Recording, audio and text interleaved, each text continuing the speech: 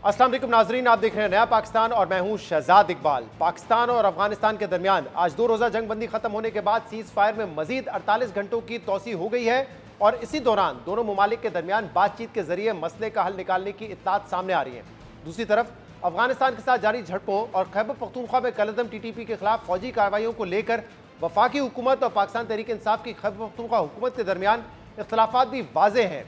जहां 2 रोज़ पहले सोहेल आफरीदी ने नए वज़ीर आला के तौर पर अपने ओहदे का हल्फ उठाया था, वही सोहेल आफरीदी जिन पर वफाकी वुज़रा ने दहशतगर्दों की सहूलतकारी का इल्ज़ाम लगाते हुए कहा था कि ऐसे शख्स को वज़ीर आला बनने से रोकने के लिए हर कोशिश की जाएगी, जिसके बाद गवर्नर KP ने अली अमीन गंडापुर का इस्तीफ़ा भी मुस्तरद कर दिया था। लेकिन फिर पेशावर हाई कोर्ट के हुक्म के बाद सोहेल आफरीदी बासानी असेंबली से वोट लेकर CM बनने में कामयाब हो गए। अहम बात यह कि आज दारुल हुकूम इस्लामाबाद में वज़ीर आज़म की ज़ेर सदारत आला सतह का इजलास हुआ, जिसमें पंजाब, सिंध, बलूचिस्तान, गिलगित बल्तिस्तान के वज़राए आला समेत वफाकी वज़रा और वज़ीर आज़म आज़ाद कश्मीर शरीक हुए। Army chief field marshal Asim Munir ने भी अहम इजलास में शिरकत की, मगर वज़ीर आला खैबर पख्तूनख्वा सोहेल आफरीदी ने इस्लामाबाद में मौजूदगी के बावजूद इजलास में शिरकत नहीं की। वज़ीर आज़म ऑफिस से जारी मुताबिक इजलास में अफगान पनाहगज़ीनों की वापसी, गंदम की तरसील समेत सैलाब से होने वाले नुकसानात पर तबादला ख्याल किया गया। एलामिया के मुताबिक वज़ीर आज़म शहबाज शरीफ ने शुरा से खिताब में कहा कि अफगानिस्तान की सरजमीन से पाकिस्तान पर दहशतगर्दी हमले और अफगानियों का इन हमलों में मुलविस होना तशवीशनाक है। नायब वज़ीर आज़म, वज़ीर दिफा और आला हुकूमती ओहदेदार मुतअद्दिद बार अफगानिस्तान के दौरे पर गए और अफगान निगरान हुकूमत को पाकिस्तान में दहशतगर्दी के लिए अफगान सरजमीन के इस्तेमाल को रोकने के हवाले से मुज़ाकरात किए और अफगानिस्तान से पाकिस्तान में खवारिज की दरअंदाजी को रोकने की सिफारती और सियासी इकदाम के जरिए भरपूर कोशिश की गई।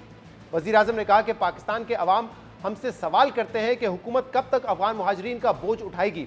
वज़ीर आज़म ने फील्ड मार्शल सईद आसिम मुनीर की क़यादत की तारीफ करते हुए कहा कि अफवाज पाकिस्तान ने अफगानिस्तान के हमलों को पसपा किया, जिस पर उन समेत पूरी कौम फील्ड मार्शल को खराज तहसीन पेश करती है।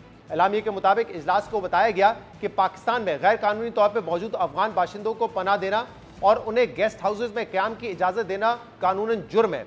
ऐसे अफगानी बाशिंदों की निशानदेही की जा रही है। पाकिस्तान में मौजूद अफगान पनाहगज़ीनों की वतन वापसी के अमल में अवाम को शराकतदार बनाया जाएगा और किसी को भी अफगानियों को हुकूमत की पॉलिसियों की खिलाफ वर्जी करते हुए पनाह देने की इजाज़त नहीं दी जाएगी। इजलास के इख्तिताम पर फोरम ने फैसला किया कि इजलास में पेश करदा तमाम सिफारिशात पर सख्ती से अमल किया जाएगा। वज़ीर आज़म ने अफगान पनाहगज़ीनों की वतन वापसी के हवाले से सूबों को मुकम्मल ताउन की भी दरख्वास्त की। अहम बात यह कि वज़ीर आज़म शहबाज शरीफ ने इजलास में खैबर पख्तूनख्वा के नए वज़ीर आला का जिक्र करते हुए कहा कि उन्होंने गुज़िश्ता रोज़ सोहेल आफरीदी से टेलीफोन पर गुफ्तगू की, उन्हें मुबारकबाद दी और वफाक की जानिब से हर किस्म के ताउन की यकीन दहानी भी करवाई। जबकि वज़ीर आला सोहेल आफरीदी ने कल यह दावा किया था कि उन्होंने वज़ीर आज़म शहबाज शरीफ से कहा था कि उन्हें इमरान खान से मिलने दिया जाए, जिसमें वज़ीर आज़म ने कहा था कि वो पूछ कर बताएंगे, मगर अभी तक उनका रिस्पॉन्स नहीं आया। शहबाज शरीफ साहब का उन्होंने मुझे कॉल दी, मुबारकबाद दी, लेकिन मैंने उनको कहा कि सुबह खैबर पख्तूनख्वा 4.5 करोड़ लोगों का सूबा है। हमारी पर्सनल डिफरेंसेस में या पॉलिटिकल डिफरेंसेस में हमारी आवाम नहीं आनी चाहिए और आप लोग मेहरबानी करें कि मुझे मेरे लीडर मेरे कायद जनाब इमरान खान साहब से मिलने दें। तो शहबाज शरीफ साहब ने कहा कि मैं पूछता हूं फिर आपको बताता हूं, तो अभी तक उनका रिस्पांस नहीं आया। वज़ीर आला सोहेल आफरीदी कल बानी पाकिस्तान तहरीक इंसाफ से मुलाकात के लिए अडियाला जेल भी गए थे, मगर उन्हें बगैर मुलाकात के वापस लौटना पड़ा और आज उन्होंने बानी से मुलाकात ना होने पर वज़ीर आज़म की ज़ेर सदारत इजलास में शिरकत ना करने का फैसला किया, जिसकी वजह से उनकी नुमाइंदगी साबिक वज़ीर ख़जाना मुज़म्मिल असलम ने की, जिनके पास इस वक्त कोई सरकारी या हुकूमती ओहदा नहीं है। वज़ीर आला सोहेल आफरीदी ने सोशल मीडिया पर अपने बयान में कहा कि मैंने आज वफाकी हुकूमत की ज़राअत और अफगान मुहाजिरीन के हवाले से मीटिंग में ज़ाती तौर पर शिरकत से इसलिए माजरत की क्योंकि खैबर पख्तूनख्वा की आवाम ने इमरान खान को वोट और मैंडेट दिया है और जब तक मैं इमरान खान से मिलकर पॉलिसी गाइडलाइंस नहीं लेता तो किसी ऐसी मीटिंग में शिरकत सूबे की आवाम के मैंडेट की तौहीन होगी। मैं उम्मीद करता हूं कि वफाकी हुकूमत जल्द अज जल्द इस मसले को हल करेगी और मुतल्लिका अथॉरिटीज़ को डायरेक्शन जारी करेगी ताकि मेरी अपनी लीडर से रेगुलर मुलाकात का इंतजाम किया जा सके। इसके अलावा खैबर पख्तूनख्वा हुकूमत ने आज सोहेल आफरीदी की बानी पाकिस्तान तहरीक इंसाफ से मुलाकात के लिए इस्लामाबाद हाई कोर्ट और सुप्रीम कोर्ट से भी रुजू किया है। वज़ीर आला खैबर पख्तूनख्वा सोहेल आफरीदी ने chief justice of Pakistan justice Yahya Afridi को खत लिखा, जिसमें कहा गया है कि बानी पाकिस्तान तहरीक इंसाफ से मुलाकात के लिए अडियाला जेल हुकाम को हिदायत की जाए। सूबे का मुंतखब वज़ीर आला और 4.5 करोड़ अवाम का नुमाइंदा हूँ। आईनी और इखलाकी फरीजा है कि अपनी जमात के पैटर्न इन चीफ से हिदायत लूं। इसके अलावा एडवोकेट जनरल केपी ने भी इस्लामाबाद हाई कोर्ट से रुजू करके वज़ीर आला की बानी पाकिस्तान तहरीक इंसाफ से मुलाकात की दरख्वास्त दायर की है। दूसरी तरफ पिछले हफ्ते तहरीक लबैक की जानिब से एहतजाज का मामला पुरतशद्दुद शक्ल इख्तियार करने के बाद पंजाब और वफाकी हुकूमत का मजहबी जमात से वाबस्ता अफराद की गिरफ्तारियों और उन पर मुकदमात बनाने का सिलसिला जारी है, जबकि आज पंजाब हुकूमत ने TLP पर पाबंदी आयद करने और इसके तमाम असासे सरकारी तहवील में लेने की मंजूरी भी दे दी है। आज इस हवाले से पंजाब हुकूमत की तर्जमान अज़बा बुखारी ने बताया कि हुकूमत ने मजहबी जमात पर पाबंदी की समरी वफाकी हुकूमत को अरसाल कर दी है। पंजाब हुकूमत ने फैसला किया है कि TLP के बैंक अकाउंट्स और सोशल मीडिया अकाउंट भी फ्रीज किए जाएंगे। सबसे बड़ा फैसला जो मैं आपके साथ शेयर करना चाहती हूँ कि पंजाब काबीना ने TLP को बैन करने के लिए अपनी जो मंजूरी है वो दे दी है और वो मंजूरी वफाकी हुकूमत को भिजवा दी गई है। मजहबी तो नहीं, इंतहा पसंद जमात के जो जितने भी अकाउंट्स हैं, बैंक अकाउंट्स हैं या सोशल मीडिया अकाउंट्स हैं, उनको सील कर दिया जाएगा और ऑलरेडी इसके ऊपर बहुत सारा काम हो चुका है। पुलिस वाले जो ज़ख्मी हैं वो 1648 1648 जो पुलिस एहलकार हैं वो ज़ख्मी हैं, जिसमें से 69 एहलकार मुस्तकिल माजूर हैं और इसमें जो 202 एहलकार हैं वो शदीद ज़ख्मी हैं। अज़मा बुखारी का कहना है कि TLP ने पुलिस एहलकारों को कत्ल किया है और मुतादिद सरकारी अमलाक को नुकसान पहुंचाया है। पंजाब पुलिस ने भी 2016 से आज तक TLP के एहतजाज के दौरान अपने एहलकारों और शहरियों की हलाकत के आदाद शुमार जारी किए हैं, जिनके मुताबिक पिछले 9 सालों में TLP के एहतजाज और तसादुम में 11 पुलिस एहलकार और 16 आम शहरी जहां बाक हुए हैं। पुलिस के मुताबिक 2021 में 10 और रवा माह 1 पुलिस एहलकार TLP के एहतजाज में जहां बाक हुआ है। दूसरी तरफ TLP ने भी मुरीद के में सैकड़ों कारकुनों की अमवात का दावा किया है। अहम बात यह कि मुरीद के ऑपरेशन के बाद TLP के खिलाफ पंजाब में जारी क्रैकडाउन में अब तक 5000 से ज्यादा कारकुनों को गिरफ्तार किया जा चुका है, मगर साद रिजवी और उनके भाई अनस रिजवी का अभी तक कोई पता नहीं है कि वो कहाँ हैं। जबकि लाहौर और रावलपिंडी की इंसानी दहशतगर्दी की 2 अदालतों ने TLP के 11 अरकान को जिस्मानी रिमांड पर पुलिस के हवाले किया है और 30 से ज्यादा कारकुनान को शनाख्त परेड के लिए जुडिशल रिमांड पर जेल भेज दिया गया है। अहम बात यह कि TLP ने आज मुरीद के ऑपरेशन के खिलाफ हड़ताल की कॉल दी थी, लेकिन वफाकी वजीर एहतियात अताउल्लाह तारर और पंजाब पुलिस ने आज हड़ताल की कॉल को नाकाम करार देते हुए कहा है कि पूरे मुल्क में मार्केटें और बाजार खुले रहे। अहम बात यह कि पंजाब हुकूमत ने TLP पर पाबंदी की मंजूरी देकर समरी वफाक को अरसाल कर दी है, लेकिन देखना होगा कि वफाकी हुकूमत इस पर क्या एक्शन लेती है, क्योंकि पाकिस्तान तहरीक इंसाफ दौरे हुकूमत ने अप्रैल 2021 में वफाकी हुकूमत ने TLP को बैन करने की मंजूरी दी थी, लेकिन फिर मुज़ाकरात के बाद नवंबर 2021 में वफाकी हुकूमत ने अपना यह फैसला वापस ले लिया था। इस पूरी सूरत-ए-हाल पे नून लीग और पाकिस्तान तहरीक इंसाफ दोनों का मौक़िफ़ लेंगे एक ब्रेक के बाद।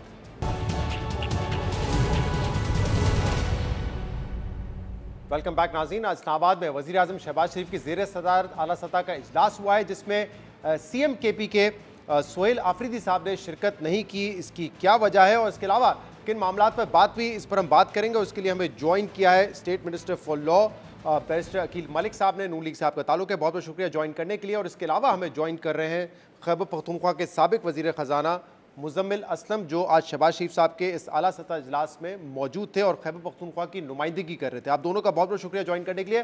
मुज़म्मिल साहब, आपसे आगाज़ करूँगा।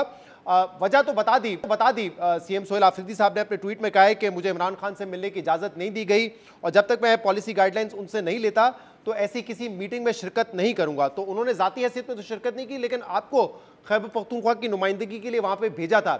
अब जो आज ये सेशन था, जो हाई लेवल मीटिंग थी, उसमें तो गालिबन वज़ीर आज़म साहब की तरफ से एक ब्रीफिंग थी, तो यहाँ ऐसा तो नहीं था कि हर वज़ीर आला ने अपने कोई गाइडलाइंस पेश करने थे, तो क्या मुमकिन नहीं था उनके लिए शरीक होना इसमें? देखिए जी, बिस्मिल्लाहिर्रहमानिर्रहीम, ऐसा नहीं है। तमाम जो है सूबों ने जो है तमाम जो आज 3 एजेंडा थे, सबसे पहले तो मैं आपको बता दूं। पहला एजेंडा था जो अफगान रेफ्यूजीज की रिपैट्रिएशन से मुतालिक, जो सबसे मेरे ख्याल से आज का कोर और इम्पोर्टेंट एजेंडा था। फॉलोड बाय जो दूसरा एजेंडा था वो था सैलाब की सूरत हाल, जिसमें सिंध और पंजाब पे मेन फोकस था कि उन्होंने बताना था कि क्या लेटेस्ट सिचुएशन है उनकी। और तीसरा था वीट पॉलिसी। कि वीट पॉलिसी जिस पे तमाम सूबों और वफाक ने मिलकर आगे किस तरीके से अमल दरामद करना है। इसमें जो रेलिवेंट तो तीनों ही थे हमारे लिए, लेकिन जो सबसे इम्पोर्टेंट था वो था एजेंडा नंबर 1 जो अफगान रिपैट्रिएशन, और दूसरा जो है वीट पॉलिसी।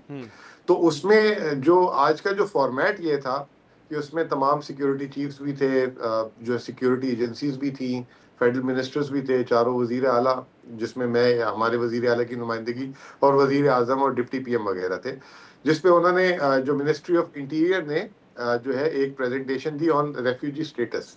तो इसमें जो काबिल जिक्र बात है, जो शायद आपके तवस्सुत से पूरे पाकिस्तान को भी पता लग जाए, सबसे पहले तो वजीर आजम साहब ने जब इब्तदाइया दिया तो उसमें सुहेल आफरीदी साहब को फिर मुबारकबाद भी दी, और उन्होंने कहा कि उनकी जगह नुमाइंदे, जी ठीक है, और फिर उन्होंने ये भी अहद किया कि जी सुबह खैबर पख्तूनख्वा के साथ हम मिलके चलेंगे भी।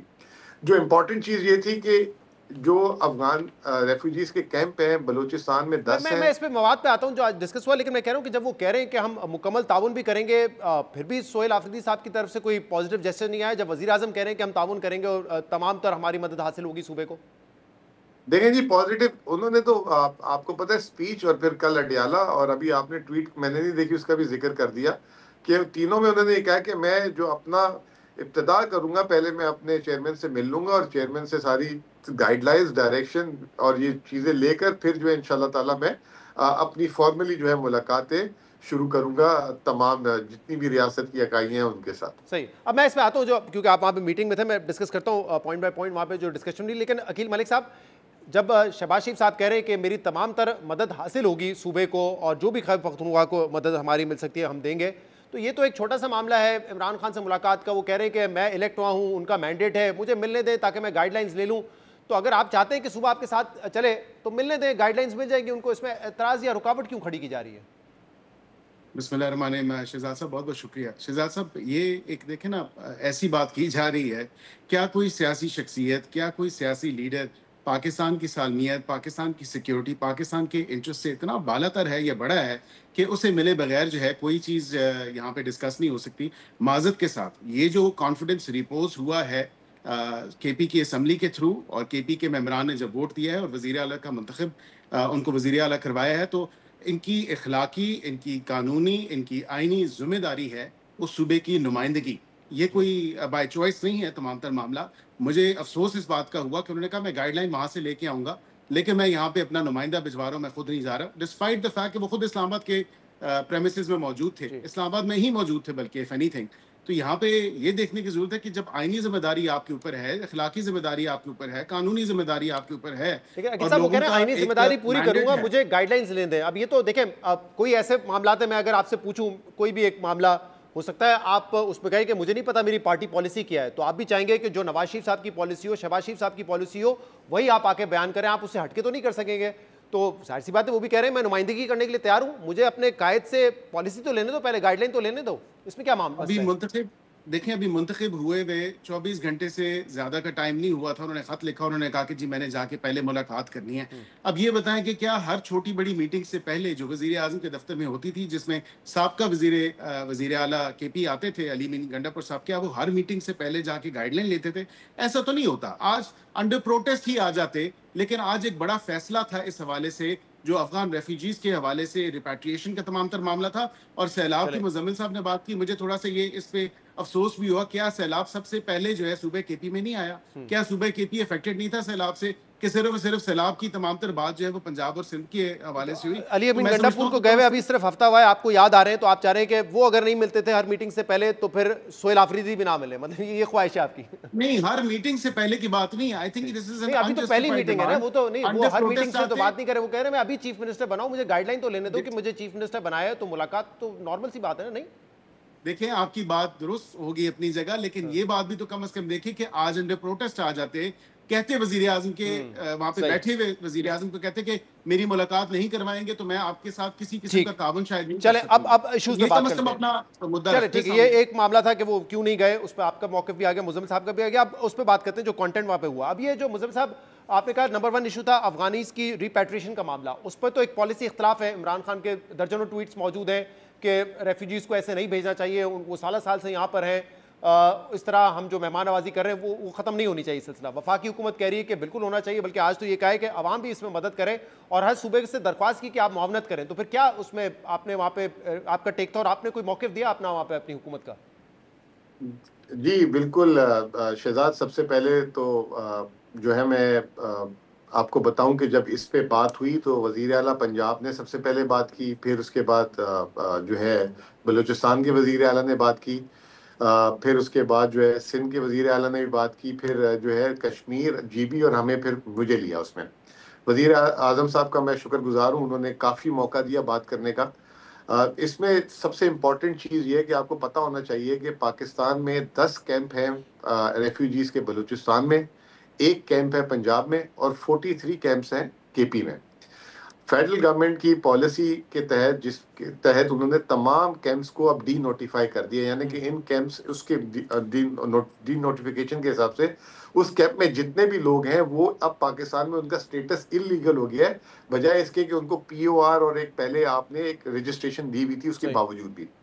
खैबर पख्तूनख्वा का आज जो मुकदमा था वो ये था कि जी जो भी आपकी नेशनल पॉलिसी है, सबसे ज़्यादा लोग और सबसे ज़्यादा कैंप हमारे पास हैं और पिछले आज से 1 महीने पहले तक सिर्फ 7 कैंप डी नोटिफाई होते, अब मजीद आपने 38 कर दिए हैं।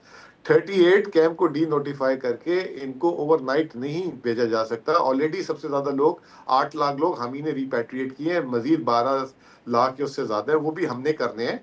तो there is an asset exchange, उनको एक डिग्निफाइड तरीके से भेजना है क्योंकि वो पाकिस्तान में बड़े लंबे अरसे से रह रहे थे और उनको जो है बड़े इज्जत एहतराम के साथ, और उनकी अगर कोई यहाँ पे कह रहे हैं 8 लाख रिपैट्रिएशन केपी से हुई है और मजीद 12 लाख जो होनी है वो भी केपी से होनी है। तकरीबन एक 12 लाख का नंबर है बॉल पार्क, ठीक है जी, क्योंकि 43 कैंप्स पाकिस्तान में टोटल जो है 54 कैंप है जिसमें 43 केपी में, तो आप उससे अंदाजा लगा लेना कि सारे के सारे कैंप्स ही इधर हैं। तो हमने उस पे ये कहा कि ये एकदम इतनी तेजी से आपने डी नोटिफाई तो कर दी है, इसमें थोड़ा सा प्रोसीजरल भी चीजें हैं क्योंकि वहाँ पे सरकारी हमने जमीन दी हुई है, लोगों की बिलोंगिंग्स भी हैं, वहाँ पे स्कूल्स भी हैं, हमारे एसेट्स भी हैं, वहाँ पे कमेटीज बनके काम कर रही हैं ऑलरेडी, और ऑलरेडी ये 2023 से सिलसिला चल रहा है। तो इस पे मैं थैंकफुल हूँ कि फेडरल गवर्नमेंट ने इस चीज़ को अंडरस्टैंड किया और उन्होंने वजीर दाखिला जो है मोहसिन नकवी साहब को हिदायत की है कि वो केपी गवर्नमेंट और हमारे साथ बैठकर इस पे मोडेलिटीज जो हैं, फॉर्मेलिटीज, तो आपको सिर्फ टाइम, मोडेलिटीज और ये है कि वो एक एहतराम के तरीके से उनको वापस भेजा जाए, रिपैट्रिएशन के खिलाफ नहीं है खैबर पख्तूनख्वा, क्योंकि इमरान खान के ट्वीट तो रिपैट्रिएशन के खिलाफ है कि उनको नहीं भेजा जाना चाहिए ऐसे। देखिए, नेशनल पॉलिसी रिपैट्रिएशन की है और इस पे जो खान साहब ने भी ये बात बोली है कि उनको जो है एक डिग्निफाइड तरीके से और जो है एक प्रोसीजर। दूसरी बात हमने इसमें ये की साथ साथ कि जो लोग यहाँ पे बहुत पुराने रह रहे हैं, आप उनके लिए कोई वीजा पॉलिसी लाएं, कोई लॉन्ग टर्म वीजा, जैसे दुबई में जो है गोल्डन वीजा आ गया, सऊदी अरब ने अब ग्रीन वीजा लेकर आ गए हैं, और ये तमाम चीजें, ताकि उनके अगर कारोबार हैं and if they can contribute to the economy of Pakistan तो व्हाई नॉट। तो उन्होंने कहा कि ये ऑलरेडी एक पॉलिसी इन प्लेस है, लेकिन इसके लिए जरूरी है कि एक दफा they have to go back to Afghanistan और उसके बाद इसमें ये अप्लाई किया जाएगा। ठीक है ना? जी जी जी, मुकम्मल करें। तीसरी बात भी सुन लें, बहुत इंपॉर्टेंट है इसमें, सैलाब के हवाले से उन्होंने कमेंट किया, वो भी जवाब दे दीजिएगा। हाँ, तीसरी बात ये है कि इम्पोर्टेंट बात ये है कि हमने ये कहा कि जब आप इनको रिपैट्रिएट करते हैं तो आपके बॉर्डर्स में बहुत इश्यूज हैं, वहाँ पे लोग तंग होते हैं, परेशान होते हैं, उनको हरास भी किया जाता है। तो आप एक तो एग्जिट पॉइंट बहुत ज्यादा बनाएं और उधर फैसिलिटेशन बनाए। एक जो आपने जो है पोर्ट कंट्रोल अथॉरिटी जिसमें 1 विंडो में सारे काम होने थे, उसको क्यों नहीं आप फाल करें, तो उस पे भी उन्होंने कहा कि जी इसको भी हम जल्दी कर देंगे। ये 3 चीजें इंपॉर्टेंट थी। अब अकील मलिक साहब देखिए, आप लोग कहते हैं कि आपने कहा कि सीएम जो सोहेल आफरीदी हैं वो जब आए वो दहशतगर्दों के सहूलतकार हैं, उनके रवाबित मिलते हैं और उनको हम नहीं आने देंगे, कोशिश की, आपने सारे बयान दिए। लेकिन अभी मुजम्मिल साहब कह रहे हैं कि जो नेशनल पॉलिसी रिपैट्रिएशन की उस पर हम अमल कर रहे हैं। मोडालिटीज़ का इशू है क्योंकि तादाद बहुत ज़्यादा है, बहुत सारे रेफ्यूजी कैंप्स अभी डी नोटिफाई हुए हैं। मोडालिटीज़ तय कर लें, डिग्निफाइड तरीके से उनको वापस भेजें, उसमें तो वो मामलत करने के लिए तैयार है। कह रहे पहले भी 8 लाख जो है रेफ्यूजीज खैबर पख्तूनख्वा से ही गए। जी बिल्कुल, ये बात दुरुस्त है कि क्योंकि ज़्यादातर जो एरिया है बॉर्डर का वो खैबर पख्तूनख्वा की साइड पे ही लगता है और तमाम तर जो सेंसिटिविटीज़ हैं उस बॉर्डर के ऊपर भी वो आपके इल्म में है। अभी इन द रीसेंट पास भी उस हवाले से आपको याद होगा कि यूएन एजेंसीज ने भी जो है वॉलंटरी रिपैट्रिएशन शुरू की थी और हुकूमत पाकिस्तान ने भी पूरा जो है ये प्रोग्राम पहले भी लॉन्च कर चुके थे और पहले ये चलता रहा है और उनको इवन के पैसे भी मिलते थे वापस जाने के, उस हवाले से। लेकिन यहाँ पे ये देखने की जरूरत है कि बिल्कुल मोडालिटीज को तय किया जाए। जहाँ तक ये बात की मुजम्मिल साहब ने, अफगान वीज़ा पॉलिसी एक ओवरऑल हो रहा है इस पूरी पॉलिसी के हवाले से, और पॉलिसी बिल्कुल आ जाएगी इन टाइम। और जो यहाँ पे इन्वेस्टमेंट के जरिए, जिस तरह उन्होंने गोल्डन वीज़ा का जिक्र किया, these things are under discussion, बल्कि एडवांस स्टेज पे ये जो है वो पहुंच चुकी हैं। और ये अब पॉलिसी प्रोमलगेट भी होने जा रही है जल्द इस हवाले से। लेकिन इसके साथ साथ ये भी मैं आपको ज़रूर बताऊं कि जो कैंप्स हैं, ये भी बिल्कुल उन्होंने दुरुस्त कहा कि कैंप्स, ज़्यादातर जो रेफ्यूजी कैंप्स हैं जो डी नोटिफाई किए हैं वो केपी में, बलूचिस्तान वाली साइड पे हैं। केपी वाली साइड पे जो है, हम यही मुआवनत चाहते हैं इनसे कि हमारे साथ जो उनकी रिपैट्रिएशन है, जो उनको वापस भेजना है, वो एक बिल्कुल डिग्निफाइड तरीके से हो। ये कोई नहीं कह रहा कि उनको उठा के जेलों में डाल दें, जेलों से जो है बॉर्डर पे छोड़ दें। उनकी बिल्कुल एक प्रोसेसिंग होगी जिस तरह बाहर के ममालिक में होती है, फिंगरप्रिंटिंग होती है, उनके डिजिटल प्रिंट्स जो होते हैं, बायोमेट्रिक्स वगैरह, वो तमाम तर चीजें होंगी। अब तक जो वफाक की पॉलिसी है खैबर पख्तूनख्वा ऑन बोर्ड आपको नजर आ रही है तमाम तर सियासी बयान के बावजूद? देखिए, ज्यादातर माजरत के साथ मुझे ये कहना पड़ता है कि ये बातें तो बड़ी अच्छी की हैं, लेकिन जब इम्प्लीमेंटेशन का टाइम आता है तो ये खैर सिर्फ और सिर्फ लफाजी ही होती है इस स्टेज पे। इम्प्लीमेंटेशन के टाइम पे जो है हमें बिल्कुल मुश्किलात का सामना होता है केपी हुकूमत की तरफ से, और बिलखुसूस क्योंकि हर मामले को, हर छोटे बड़े मामले को ये पोलिटिसाइज कर देते हैं, हर सेंसिटिव या वो 8 लाख कैसे रिपैट्रिएट किए गए अगर इतना रुकावट क्रिएट कर रहे हैं और सिर्फ लफाजी बात कर रहे हैं? देखिए, अभी की मैं बात कर रहा हूँ, पिछले टाइम पे जब पिछले वजीर आला थे, बिल्कुल ये कि जब नेशनल पॉलिसी है रिपैट्रिएशन के हवाले से, तो बिल्कुल वो करेंगे। लेकिन एक पॉलिटिकल लाइन जो टो करते हैं, जो ये कह रहे हैं कि नहीं जी उनका एक नेशनल पॉलिसी के अगेंस्ट आप जाएं, क्योंकि बानी ने ये बात कर दी, बानी ने कहा नहीं उनको नहीं निकालना चाहिए, या अगर निकाल रहे हैं तो उनका एक स्पेशल, हम ये ऑलरेडी प्रोसेसेस हमने इस्टेब्लिश किए हुए हैं। जो बॉर्डर पे उनकी प्रोसेसिंग होनी है, जब उनको वापस भिजवाना है, वो डिग्निफाइड तरीके से ही जाएंगे, कोई अनडिग्निफाइड तरीके से उनको अच्छा, नहीं एक भेजा मेरे पास वक्त कम होगा तो एक और मामला मैं चाह रहा हूं अकील साहब डिस्कस करूं, क्योंकि पंजाब हुकूमत ने अब टीएलपी को बैन करने के लिए दरख्वास्त जो है वो अरसाल कर दी वफाकी हुकूमत को। अब जरा बताइएगा कि आगे क्या प्रोसीजर है, वफाकी हुकूमत क्या करने जा रही है और किन ग्राउंड्स पे आप टीएलपी को बैन करेंगे अगर करेंगे तो? देखिए, जाहिर बात है कि एंटी स्टेट एक्टिविटीज और उनके उसके अलावा मैं बिल्कुल मुझे कोई इसमें ढकी छुपी बात नहीं है, और मैं आपसे ये शेयर भी करना चाहता हूँ कि it's not just the political side of things. TLP की जो एक जमात रजिस्टर्ड है सियासी हवाले से ईसीपी के साथ, खाली वो नहीं है, इसके अलावा एक रिलीजियस, आपको पता है कि पूरा उनका एक प्रोफाइल है या सेटअप है, उस हवाले से भी, और उसके अलावा भी जो इलिसिट, इलीगल और मनी लॉन्ड्रिंग या करप्शन और करप्ट एक्टिविटीज में वो मुलविस हैं, ये it's on a broader end of the spectrum. तो इस पूरे इलीगल स्पेक्ट्रम के साथ आपको देखना है कि जिस चीज में वो इन्वॉल्व हैं, ये खाली एक सियासी जमात की बैन करने या एक प्रोस्क्राइब ऑर्गेनाइजेशन के हवाले से मामला नहीं है। This actually spans into the on the wider and. सवाल ये है, देखिए अभी तो जो एहतजाज हुआ उस पर क्रैकडाउन हुआ, एक तो सारा ये मामला है, दूसरी तरफ जो आप जिन चीजों की निशानदेही कर रहे हैं वो ऐसा तो नहीं है कि 4-6 दिन या पिछले हफ्ते पहले शुरू हुई है, वो तो एक अरसे से एग्जिस्ट कर रही होंगी। हमने तो नहीं देखा कि कभी इस पे कोई कार्रवाई की हो। जब एहतजाज के लिए वो आते हैं तब ये बातें क्यों याद आती हैं, चाहे वो आपकी जमात हो या जब पीटीआई जब पावर में थी उनको भी उस वक्त ये तमाम चीज़ें याद आती थी जब उनका एहतजाज आता था। हम देखते हैं ड्यूरिंग द ईयर सैकड़ों लोगों को एफबीआर के नोटिस आते हैं, नैब नोटिस आते हैं, यहाँ तो वजीर आजम को भी जो है एसिड बियॉन्ड मीन्स पे नायल किया गया है। तो ये कार्रवाइयाँ जो बाकी हैं, जो आप जिसके निशानदेही करें, वो पहले क्यों नहीं किया आपने? देखें, जैसे जैसे इन्वेस्टिगेशन का जो तमाम तर मराहिल हैं, जैसे जैसे मामला है, जैसे इन मामलात इन्वेस्टिगेट हो रहे होते हैं, उनको उसी हवाले से देखा जा रहा होता है कि खाली इनके एहतजाज के हवाले से बात नहीं है। पीटीआई के जमाने में भी आपको याद है, आप ठीक है, आप ठीक कह रहे होंगे, मैं कह रहा हूं लेकिन आपको याद उसी वक्त आता है ना जब एहतजाज होता है। नहीं, मैं ये समझता हूँ कि जब जाहिर बात है कि अपने उन नेफेरियस डिजाइन्स को और नेफेरियस मीन्स के थ्रू जो एक फाइनेंसिंग का मेथड भी है, वो तमाम तर चीजें जब एक डीपर लेवल पे उस पूरे स्पेक्ट्रम के अंदर प्रोब हो रही हैं, तो वो सारे एंगल से देखी जा रही हैं। जाहिर बात है कि क्विक रिस्पांस दीजिएगा मुजम्मिल साहब इस पे। एक तरफ रियासत हुकूमत जो है वो उनको बैन करने जा रही है, दूसरी तरफ आज पाकिस्तान तहरीक इंसाफ और कुछ टीएलपी ने कहा था कि हम इनके हक में, एक टीएलपी ने तो हड़ताल की कॉल दी थी, आपने कहा था कि इमरान खान के ट्वीट में था कि इनसे इज़हार यकजहती के लिए आप जो है वो स्ट्राइक करें आज। तो क्या वजह है कि पाकिस्तान तहरीक इंसाफ इनसे इज़हार यकजहती करना चाहती है, जबकि 2021 में 10 पुलिस वाले मारे गए थे उस साल जो एहतजाज टीएलपी के हुए थे, टीएलपी ने मारे थे 10 पुलिस एहलकार। आज पुलिस वालों ने इसकी डिटेल निकाली है, जिसके बाद आप लोगों ने खुद उनको प्रोस्क्राइब ऑर्गेनाइजेशन करके बैन किया था और बाद में उसको रिवर्स किया था जब एग्रीमेंट हो गया था। तो उस वक्त आप खिलाफ थे, आज क्यों इसके हक में टीएलपी के? देखिए हक पे तो नहीं, वो जो वहाँ पे जो तहकीकात की बात की गई है, क्योंकि ऐसी बातें आ रही है कि वहाँ पे बहुत ज़्यादा नुकसान हुआ है जानी, तो इसकी तहकीकात होनी चाहिए।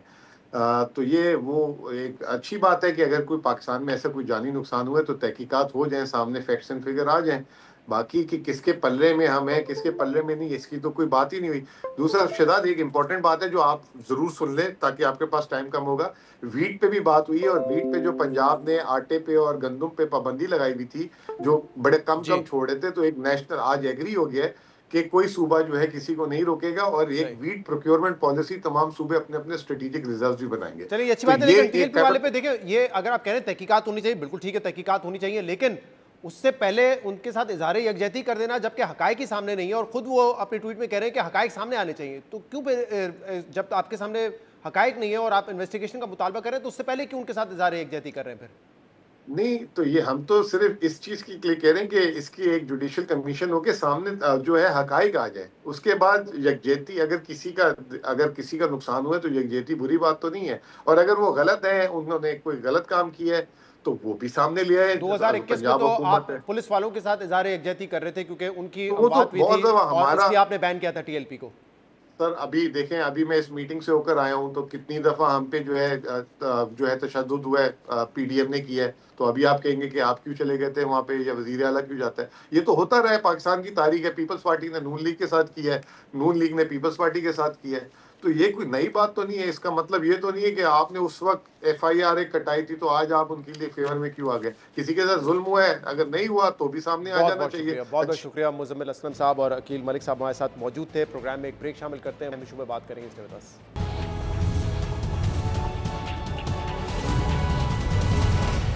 Welcome back. पाकिस्तान और अफगानिस्तान के दरमियान आज 2 रोज़ा जंगबंदी खत्म होने के बाद जंगबंदी में मजीद 48 घंटों की तोसी की खबर सामने आई है।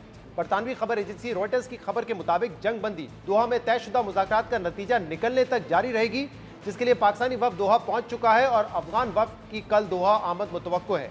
अभी तक पाकिस्तानी हुकूमत ने जंगबंदी या दोहा में मुज़ाकरात की तस्दीक या तरदीद नहीं की है, मगर आज तर्जमान दफ्तर खारजा शफकत अली खान ने प्रेस ब्रीफिंग में बताया कि दोनों तरफ से पेचीदा मसले पर पुरअमन हल निकालने के लिए मुज़ाकरात के जरिए संजीदा कोशिशें जारी हैं। सूरत हाल किस तरफ जारी है, तनाज़े का मुस्तकिल हल क्या है, इस पर बात करने के लिए हमारे साथ मौजूद हैं पाकिस्तान के साबिक CGS lieutenant general retired Mohammad Saeed.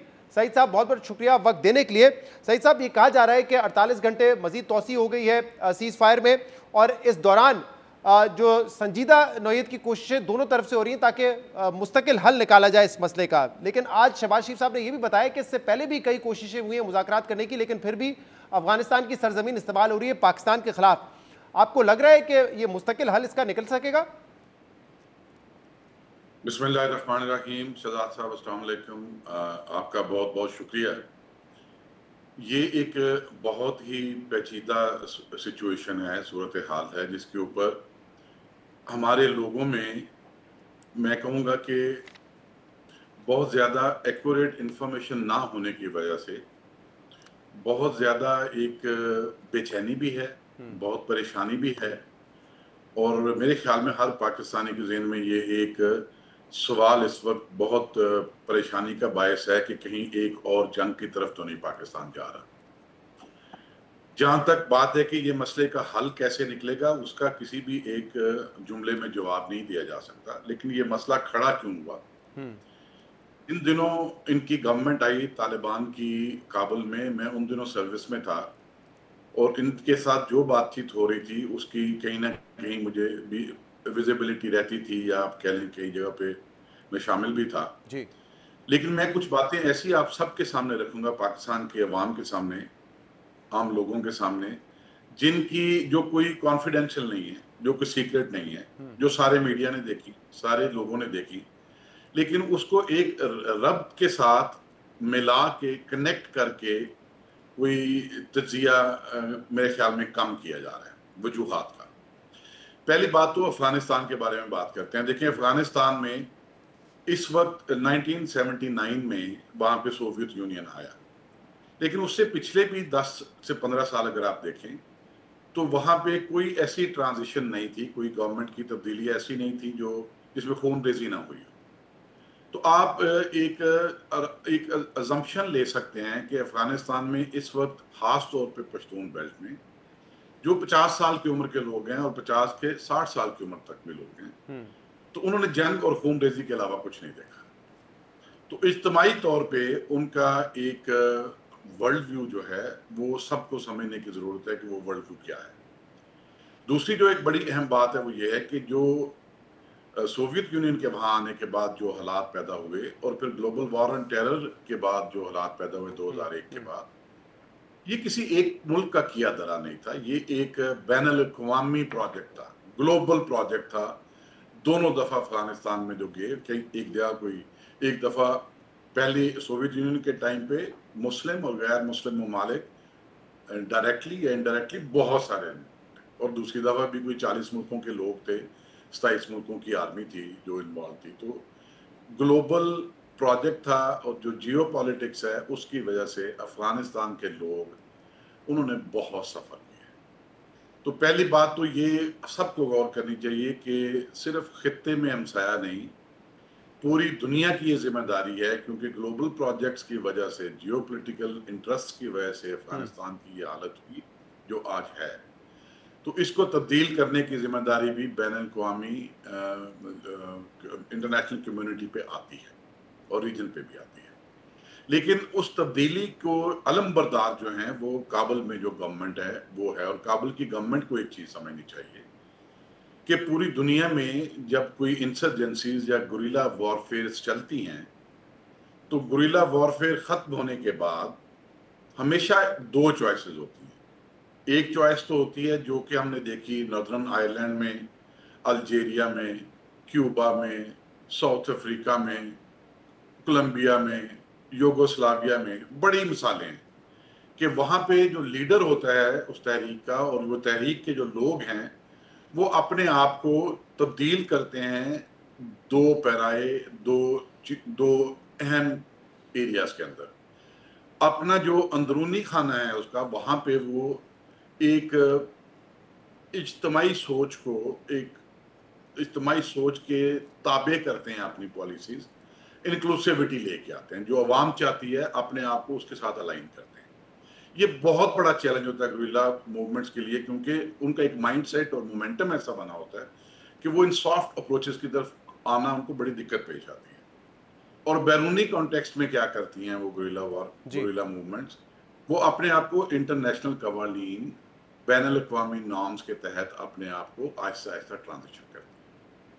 Taliban का बदकिस्मती से पहला जो 1996 से लेकर 2000 तक का तजर्बा था, उन्होंने इस शिद्दत से महसूस ही नहीं किया इस अहम ज़रूरत, और इसी तरह अब भी वो इन दो ज़रूरियात को कोई शिद्दत से महसूस नहीं कर रहे। तो वो अपने आप को तब्दील नहीं करना चाहते। ठीक है, वहाँ के लोगों को अगर ये कबूल है, वहाँ का मुआशरा अगर वो कबूल करता है तो हमें उस पर तो इतराज़ नहीं होना चाहिए। लेकिन वो अगर अपने आप को तब्दील नहीं करना चाहते, जैसे कि मैंने आपको मिसालें दी हैं उस तरह, तो उनको ये तो इंश्योर करना चाहिए कि उनके अंदर जो भी पॉलिसी है उसका बाहर नुकसान हो। अब बात करते हैं कि पाकिस्तान के तरफ वो क्या चाहते हैं और पाकिस्तान उनसे क्या चाहता है। मैं कुछ हकाइक सामने रख देता हूँ। क्यों एक सिर्फ यहाँ पे सवाल ये कि जो आप कह रहे हैं कि उनकी सरजमीन एटलीस्ट वो ना इस्तेमाल होने दे दहशतगर्दी के लिए, ये तो बाकायदा जो दोहा मुआहिदा हुआ था उसमें भी उन्होंने इस बात की अश्योरिटी दी थी कि ऐसा नहीं होगा। तो सवाल ये पैदा होता है कि जब उन्होंने अमेरिका की जो जंग थी उसमें भी उन्होंने अलकायदा के लिए एक अपनी हुकूमत भी उस वक्त की कुर्बान की, एक अरसे तक जंग भी लड़ते रहे, तो अब क्या ये रिपीट करना चाहते हैं टीटीपी को तहफ़्फ़ुज़ दे के, टीटीपी को ना रोक के? जी, ये बहुत अहम सवाल है और मैं चाहता हूँ कि मीडिया में इस पे बहुत डिबेट होनी चाहिए हकायक के साथ, ताकि अवाम को आगाही हो कि असल मसला क्या है। जो इनके अहदाफ हैं टीटीए के, काबुल वालों के, वो अहदाफ ऐसे हैं जो डिबेट में आ नहीं रहे। 2021 में जब इनकी हुकूमत आई तो पाकिस्तान तकरीबन 2010-11 से एक कोशिश कर रहा था कि जिस तरह अफगानिस्तान के ताल्लुकात बाकी हमसायों के साथ हैं, ईरान के साथ हैं, उज़्बेकिस्तान के साथ हैं, ताजिकिस्तान के साथ हैं, तुर्कमानिस्तान के साथ हैं, उसी तरह पाकिस्तान के साथ भी वो अपने ताल्लुकात इस्तवार कर लें। और ये बिहाइंड द सीन बहुत देर से इस पे काम चल रहा था। आपको याद होगा 2011-12 में इस तरफ आगाज करने के लिए पाकिस्तान ने कहा कि आप एक वन डॉक्यूमेंट रजीम ले आए। ठीक है, आपके लोग दहाइयों से खुलेआम आ रहे हैं, जा रहे हैं, लेकिन आपका कोई और हमसाया आपको ऐसी सहूलत नहीं देता। तो हमारे साथ भी आपको ऐसा बंदोबस्त कर लें कि बॉर्डर क्रॉस करने के वो जो ब्रिटिशर्स के टाइम के जो अरेंजमेंट थे उससे बहुत बुराइयां हमारी तरफ आ रही हैं, हमारी तरफ बहुत मसाइल आ रहे हैं, उसको हल करने के लिए जो आपको काबिल कबूल है वो कर लें। उन्होंने कहा ना तो हम बायोमेट्रिक करेंगे, ना वन डॉक्यूमेंट रजीम की तरफ जाएंगे। 10-12 साल कोशिश होती है। 2021 में जब ये आए तो उस वक्त सूरत हाल ये थी कि इनसे शुरू में पाकिस्तान अफगानिस्तान बॉर्डर पे बहुत इन्फ्लक्स आया जब इन्होंने काबुल पे कब्जा किया, और वो सबके सामने है।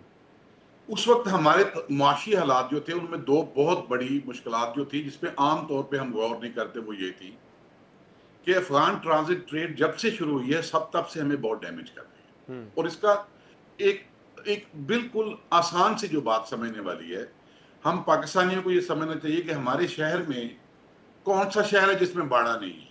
हम आमतौर पे समझते हैं कि हयाताबाद जो है पेशावर का जमरोद वो बाड़ा है, पिंडी का राजा बाजार क्या है, लाहौर का शालमी क्या है। तो कोई भी शहर आप उठा लें, आमतौर पे लोग समझते हैं उधर से टायर आते हैं और गाड़ियों के कुछ स्पेयर पार्ट्स आते हैं। ऐसा नहीं है। हर consumer item Afghan transit trade से आती है और वो अक्रॉस जाती थी और उधर खुलती थी और जाती थी। अब अगर ये सारी चीजें वहां से नहीं आती तो लोगों ने कंज्यूमर आइटम इस्तेमाल तो करना है। तो अगर वो इस्तेमाल करने के लिए उधर से आना बंद हो जाएंगी तो आपकी कॉटेज और मीडियम इंडस्ट्री को क्या उससे फायदे होंगे, ये कोई बहुत वो गहराई की सोच रखने वालों को समझ नहीं आएगा, आम लोगों को भी समझ में आ सके। तो इनसे पाकिस्तान ने 2021 में ये बात करना शुरू कर दी कि अफगान ट्रांजिट ट्रेड को आप वैसे करें जैसे दुनिया में लैंडलॉक्ड कंट्रीज के लिए जैसे ट्रेड होती है। कोई फार्मूला ले आए, कोई मॉडल ले आए, उस तरह ट्रेड करें। इसके साथ एक और, ये तो वो थी जो स्मगलिंग इनबाउंड थी, एक आउटबाउंड स्मगलिंग का भी बहुत आ रहा है इस वक्त जी। अच्छा, ये एक बात बड़ी अहम है कि जो आउटबाउंड स्मगलिंग थी उसमें 6-7 आइटम थी। चीनी थी, आटा था, सीमेंट था, कुकिंग ऑयल था, वीट थी, यूरिया था। अगर आपको 2023 में याद हो जब पाकिस्तान ने इनके साथ पॉलिसी चेंज की तो हर बॉर्डर क्रॉसिंग पे, खासतौर पे बलूचिस्तान में और केपी में सैकड़ों के हिसाब से ट्रक हर रोज पकड़े जाते थे स्मगलिंग वाले। तो उस वक्त गौहर एजाज साहब और सेक्रेटरी थे कांग्रेस के साले साहब, वो इनके साथ बैठ के उन्होंने बहुत ज्यादा दफा बात की और उन्होंने ये कहा कि आपको ये चीजें जितनी भी चाहिए, आज अगर आप एक $2 बिलियन की चीजें हमसे ले रहे हैं तो आप ना इस तरह करें कि 4 की लेना शुरू कर दें, लेकिन फॉर्मल तरीके से। आपकी तरफ 20-25 लोग हैं जो फायदा उठा रहे हैं इस ट्रेड का, स्मगलिंग का, और हमारी तरफ कुछ लोग हैं जो उठा रहे हैं। ना आपके मुल्क को कोई फायदा हो रहा है, ना हमारे मुल्क को कोई फायदा हो रहा है। तो जिस तरह दो नेबर्स ट्रेड करते हैं, दो कंट्रीज करते हैं, उस तरह आप हमारे साथ ट्रेड करें। अब इस बात की तरफ ये आना नहीं चाहते। अच्छा, बॉर्डर क्रॉसिंग के ऊपर वीजा या पासपोर्ट उसकी तरफ ये आना नहीं चाहते। अफगान ट्रांजिट ट्रेड की तरफ कोई तब्दीली पॉलिसी चेंज नहीं करना चाहते थे। और अगर आप याद करें तो 2023 में जब फ्री फ्लाइट हो रही थी डॉलर की, तो जब पाकिस्तान गवर्नमेंट ने हाथ डाला इनबाउंड आउटबाउंड ट्रेड स्मगलिंग के ऊपर, तो आपका डॉलर नीचे आना शुरू हो गया और एक जगह पे आकर रुक गया। और उसके बाद पाकिस्तान ने सख्ती की। अब ये चाहते ही हैं कि पाकिस्तान के साथ जिस तरह गुजरा है इनका टाइम पिछली दहाइयों में, उस तरह हो कि मानते बॉर्डर कहाँ पे, हमारे 10 लोग इलाज के लिए आना चाहें, बुरके पहन के 6 खवातीन साथ हों, बीच में 3 टीटीपी वाले हों, उनको कोई पूछे मत बॉर्डर पे। हमारे लोग जहां से क्रॉस करना चाहें उनको कोई पूछे ना। जो बस्तियां बनाई हुई हैं जंग के दिनों में बॉर्डर के साथ, चाहे वो ब्राह्म चाहे इसमें सही साहब, मेरे एक सवाल ये आप कह रहे हैं कि ये मामला हमने 2021 में भी उनके सामने रखे, लेकिन ना वो अफगान ट्रांजिट ट्रेड के हवाले से कुछ इस पर बात करना चाहते हैं, ना क्रॉस बॉर्डर जो हो रहा होता है सिलसिला, इस पर वो कुछ करना चाहते हैं। लेकिन ये मामला हमने जरूर रखे होंगे, लेकिन जो हमारी प्रायोरिटी नंबर 1 थी वो तो यही थी कि टीटीपी पाकिस्तान पर आके अटैक ना करे।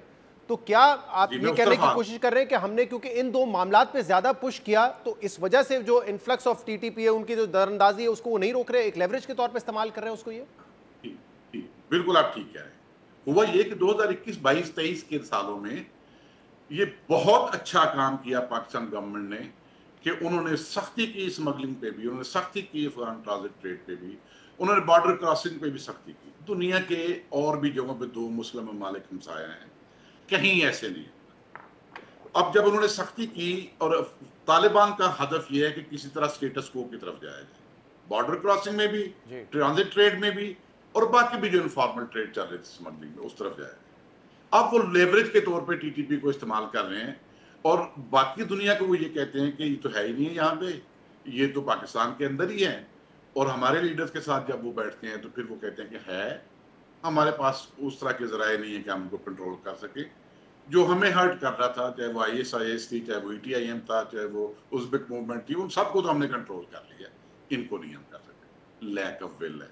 और वो चाहते ये हैं कि इतना डिस्टर्ब करते रहे पाकिस्तान को कि एक दिन वो वापस आ जाए उसी अरेंजमेंट के ऊपर जो दाइयों से चलता रहा था, जिसका आज पाकिस्तान को नुकसान ये है कि अगर एक तश्कील ने चलना हो वहां से, तो उसने आके मीर अली में जैसे आज अटैक किया, तो मीर अली में उसको 50 जगहों पे अगर कोई फैसिलिटेशन चाहिए तो कोई ना कोई अफगान रेफ्यूजी की कैंप कोई ना कोई जगह मिल जाएगी उनको, वो फैसिलिटेशन मिल। तो अच्छा, इसमें सही साहब ये बताइएगा कि आपकी क्या अंडरस्टैंडिंग है, क्योंकि अभी हमने पिछले हफ्ते मंसूर अहमद खान साहब जो एम्बेसडर थे काबुल में पाकिस्तान के, और उस वक्त वो सारा जो कुछ हो रहा था उसमें ऑब्वियसली उनके पास पर्सनल इन्फॉर्मेशन थी, वो भी ये कहते हैं कि उस वक्त तो हमने बाकायदा वहाँ पे जाके TTP के जो सरबराह थे नूर वली, उनसे मुज़ाकरात किए थे, तो उनकी एग्जिस्टेंस से तो कोई डिनाई नहीं कर सकता ना। उस वक्त अफगान तालिबान ने डिनाई किया था, अब वो मॉस्को में जाके, इंडिया में जाके डिनाई करते हैं कि नहीं वो तो एग्जिस्ट ही नहीं करते वहाँ पर। तो ये लैक ऑफ विल है उनकी तरफ से, या वो जानबूझ के इनको नहीं रोकना चाहते, मतलब या उनका इख्तियार ही नहीं है इनके ऊपर? जानबूझ के देखिए ना, अगर तो वो 4 साल में कोई कोशिश करते और कोशिश करके फेल हो जाते, मसलन कुछ लोगों को अरेस्ट करते, लीडरशिप काबुल में हमारे लोग उनको बताते हैं कि इस घर में बैठे हुए हैं, उनको अरेस्ट करते, उनके अमीर एक फतवा दे देते कि जी पाकिस्तान के ऊपर जो भी कोई करेगा ये जिहाद नहीं है, वो कहते हैं अमर दिया है, फतवा ने दिया और अफगानिस्तान इसकी इजाजत नहीं देगा, तो वो करना कुछ नहीं चाहते। वो इसलिए नहीं करना चाहते, वो स्टेटस को चाहते हैं। वो कहते हैं कि और तो कोई हमसाया मुल्क हमें अपनी सरहद के अंदर पैर नहीं रखने देता। पाकिस्तान एक ऐसा मुल्क है जिसको आज तक हमने टोटली बॉर्डर को डिसरिगार्ड किया है, उनके कवानीन को डिसरिगार्ड किया है। तोरखम से नॉन कस्टम पेड गाड़ी निकालने कराची तक जाना है, कोई मसला नहीं है। सही। कोई प्रॉपर्टी खरीदनी है, कोई मसला नहीं है। कोई बिजनेस सही साहब, तो अब हमारी हिकमत अमली क्या है? अगर हम उनसे बातचीत करना चाहते हैं तो फिर क्या करें? हम क्या इन चीज़ों पे कॉम्प्रोमाइज़ करने के लिए तैयार हो जाएं, बॉर्डर क्रॉसिंग पे, अफगान ट्रेड ट्रांजिट पे, या फिर और कोई तरीका है उनसे मुज़ाकरात करने का, उनको कन्विंस करने का? और जब तक कि मुज़ाकरात नहीं होते तो जो मिलिट्री साइड पे हमारी स्ट्रैटेजी इस वक्त आपको नजर आ रही है, उसको आप कैसे देखते हैं, वो क्या है? अभी इस चीज को भी मैं कल आपके टीवी पे कह रहा था कि जब 2 नेशन स्टेट्स के अंदर सिक्योरिटी का कोई मसला बन जाए तो वो बात कैसे करते हैं। आम तौर पे 4 सतह पे बात होती है, intelligence to intelligence, military to military, leadership to leadership, और डिप्लोमेट्स टू डिप्लोमेट्स। अब ये देखिए, इन 4 सालों के अंदर 800 दफा बॉर्डर फ्लैग मीटिंग हुई है पाकिस्तान आर्मी और ANA के दरमियान। 800 दफा, सॉरी 200 दफा से ज्यादा। जो हमारे कॉन्सुलेट जनरल है काबुल में, 800 से ज्यादा वो लिख के तहरीर में प्रोटेस्ट दे चुके हैं सबूत के साथ, ये कर रहे हैं यहाँ से जाके। 200 से ज्यादा ISI वाले मेमो भेज चुके हैं। 170 दफा फॉरेन ऑफिस वाले यहाँ बुला के डिमार्क्स दे चुके हैं। आपके फॉरेन मिनिस्टर 5 दफा विजिट कर चुके हैं, इंटीरियर मिनिस्टर जा चुके हैं, डिफेंस मिनिस्टर जा चुके हैं, मिनिस्टेरियल डेलीगेशन बहुत जा चुके हैं, वो जय्यद उलमा जिनका वो बहुत रिगार्ड करते हैं वो बहुत दफा जा चुके हैं, सिविल सोसाइटी वाले जा चुके हैं, हमारे मिनिस्ट्री वाले इनको 20 दफा मिला के ट्रेड पे, डिप्लोमेसी पे सब बात कर चुके हैं। जो दोस्त कॉमन दोस्त हैं, 3 दफा चाइना बिठा के बात कर चुके हैं, सही। दोहा वाले इनसे बात कर चुके हैं, मॉस्को वाले ट्राइपाइटाइट में बात कर चुके हैं। तो जो लोग हमारे यहाँ ये कहते हैं बात होनी चाहिए, वो कुछ बताएं तो सही कि और कौन से तरीके से बात होनी चाहिए। तो बात की तरफ तो वो आ नहीं रहे। वो उनका हदफ ये है कि पाकिस्तान से डर देगा, स्टेटस को की तरफ जाएंगे। अब यहाँ उनको एक समझ नहीं है, जब भी किसी गुरिल्ला फोर्स ने कन्वेंशनल ऑपरेशन करने की कोशिश की, उन्होंने मार खाई है। जब सबसे पहले तालिबान ने खाई, जब 96 में बहुत मोमेंटम था, उसके बाद जब काबुल पे कब्जा किया तो इनविंसिबिलिटी वाली फीलिंग थी, तो इन्होंने, पूरी दुनिया ने कोशिश की अलकायदा पे इनको बनाने की। उन्होंने कहा नहीं, हम तो दिफा करेंगे काबुल का, जरूरत नहीं किसी की आएगी। और पूरा दिफा ले लिया, सब कुछ किया, कन्वेंशनल ऑपरेशन की तैयारी की। जब इन्वेड किया नेटो ने और ISAF ने, सके यही यही तामिल टाइगर के साथ हुआ, सही, यही सीरिया में ISIL के साथ हुआ, यही पीकी के साथ तुर्की के बॉर्डर पे हुआ। तो ये जो है ना कि ये तारीख में कभी हारे नहीं। सही साहब, मुझे बताइएगा, मेरी जो अंडरस्टैंडिंग है वो ये है ना, वो हमारी वजह से जीती हैं। सही, मेरी अंडरस्टैंडिंग है कि अभी भी ऑब्वियसली हम चाहते हैं कि तालिबान हुकूमत से एंगेज करके बातचीत करके ये मसले का एक लॉन्ग टर्म सोल्यूशन निकाले। और कल भी वज़ीर आज़म शहबाज शरीफ ने ये कहा है कि कतर भी इसमें जो है वो सालिस का किरदार अदा करने के लिए तैयार है। लेकिन मुझे अब जो स्ट्रैटेजी नज़र आ रही है वो ये है कि अब तक तो हम देखते थे कि अफगानिस्तान से दरअंदाजी होती थी और यहाँ पर हमले होते थे, लेकिन अब शायद हमारी मिलिट्री स्ट्रैटेजी है कि हमने अफगानिस्तान के लिए इसकी कॉस्ट बढ़ानी है।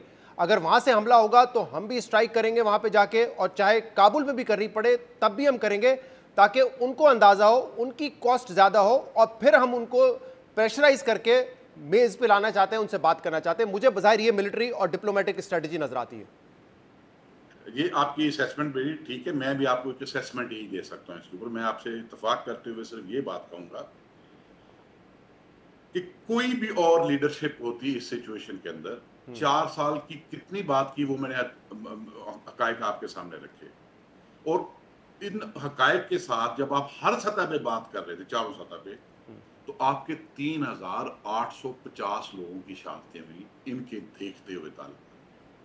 और अब क्या है कि आप तश्कील में अगर 4 TTP वाले आते हैं, 4-7 अफगानी आते हैं, तो कोई भी कंट्री होता, कोई भी लीडरशिप होती, कोई भी मिलिट्री होती, तो वो क्या करती? तो मिलिट्री स्ट्रेटेजी में तो जब भी वो आएंगे बॉर्डरों के पोस्टों के नजदीक तो वो मार खा के जाएंगे। मुझे पूरा इसकी इत्मीनान है, मुझे इसमें कोई शक नहीं है। अब दूसरी बात है कि पाकिस्तान की हिकमत अमली क्या होनी चाहिए। मेरी नाकस राय में अब तक जो 4 साल में किया है, अब पाकिस्तान को कहना चाहिए, उनको भी, अपने दोस्तों को, और जो एंगेज करें उनके साथ, हमारे साथ, कि अपने साथ जो उनका कोई भी हमसाया है, ताजिकिस्तान के साथ जिस तरह उनके ताल्लुकात हैं, या ईरान के साथ हैं, या तो जिस चाइना के साथ हैं, वही लाके हमारे साथ वो कर लें। हम मनो हम उसको करने को तैयार हैं। जो ट्रांजिट ट्रेड दुनिया में लैंड लॉक कंट्रीज के साथ होती है, कोई मॉडल उठा लें, हम करने को तैयार हैं।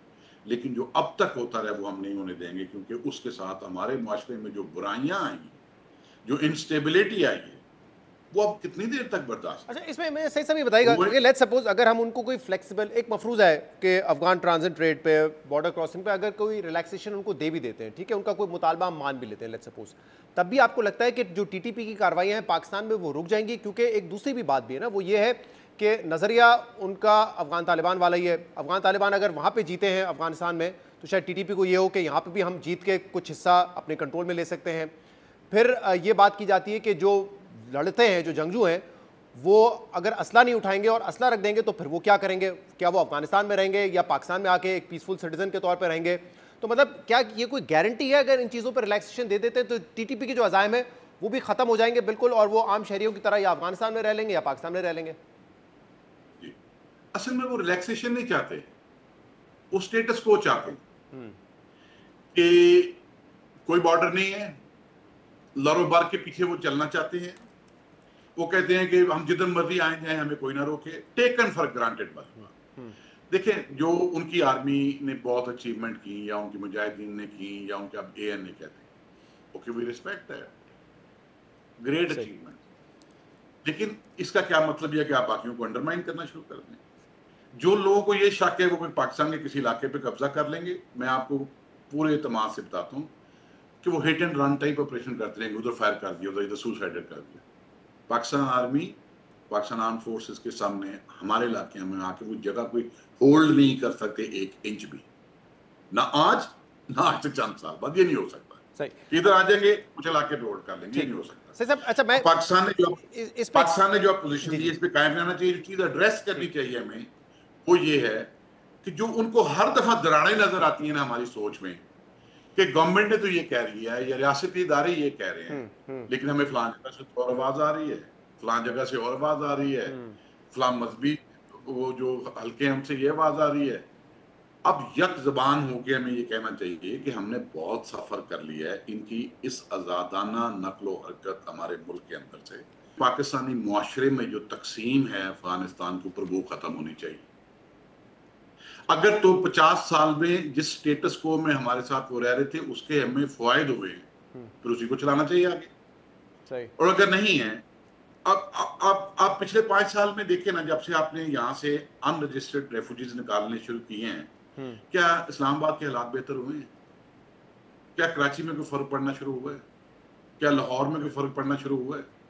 तो हम हर सतह पे नुकसान उठा रहे हैं उनकी उनकी उन पॉलिसीज का जिसको वो बड़े बेदरेग और बुरे तरीके से इस्तेमाल कर रहे हैं। तो हमारे मुआशरे में जो तकसीम एक तश्कील चलती है, फर्ज करें खैबर से, और वो पेशावर में आके कहीं हिट करती है, तो क्या वो आसमान से उतर आते हैं?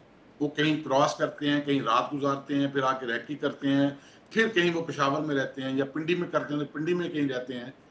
तो ये वो लोग जो उनको किसी ट्राइबल एफिनिटी की वजह से, किसी मसलक की एफिनिटी की वजह से, किसी ज़बान लिंग्विस्टिक लसानी एफिनिटी की वजह से उनको फैसिलिटेट कर रहे हैं। उनको चाहिए कि अपने आने वाली नस्लों का ख्याल करें, अपने बच्चों का ख्याल करें, अपने अमन का ख्याल करें और खड़े हो जाएं मुल्क के साथ कि इसके बाद वो अलग हैं, हम अलग हैं।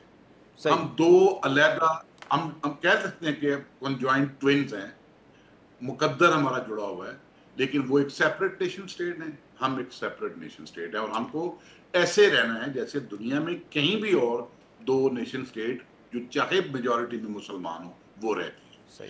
ये हमारा हदफ होना चाहिए और इस पे हमें डट जाना चाहिए और इससे पीछे नहीं हटना। बहुत बहुत शुक्रिया। Lieutenant general retired Mohammad Saeed हमारे साथ मौजूद थे। नाज़रीन, आज के प्रोग्राम में इतना ही। शो से इजाजत दीजिए। अल्लाह हाफिज।